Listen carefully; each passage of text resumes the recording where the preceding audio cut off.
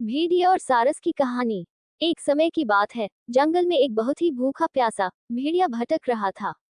काफी देर भूख प्यास में भटकने के बाद भेड़िए को शिकार के लिए एक पक्षी दिखा और भेड़िया उस पक्षी को मारकर खा गया। जब भेड़िया पक्षी को खा रहा था तो भेड़िए के गले में पक्षी की एक हड्डी फंस गई।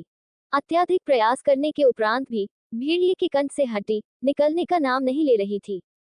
भेड़िया गले में चुभती उस हड्डी से परेशान होकर इधर उधर भटकने लगा कि कोई मेरे गले की हड्डी निकालने में मदद कर दे। इस पर कोई भी जानवर भेड़िए की मदद करने के लिए राजी नहीं था। काफी देर तक जब भेड़िया जंगल में भटका तो भेड़ियों को एक सारस मिला।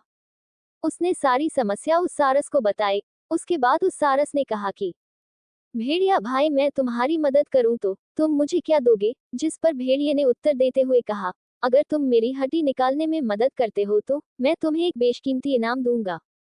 इस पर लालची सारस को लालच आता है और वह तन मन धन से भेड़िए के गले से हड्डी निकालने लग जाता है।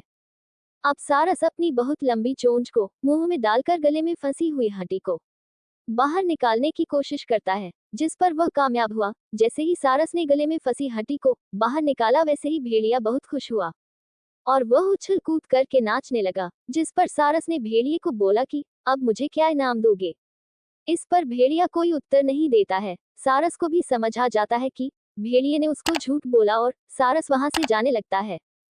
उतने में ही भेड़िया बोलता है कि सारस रुको, तुमने मेरे मुंह में अपनी गर्दन डाली, उसके बावजूद भी तुम सही सलामत बचे हो, यही तुम्हारा इनाम है। ये सुनकर सारस बहुत दुखी होता है।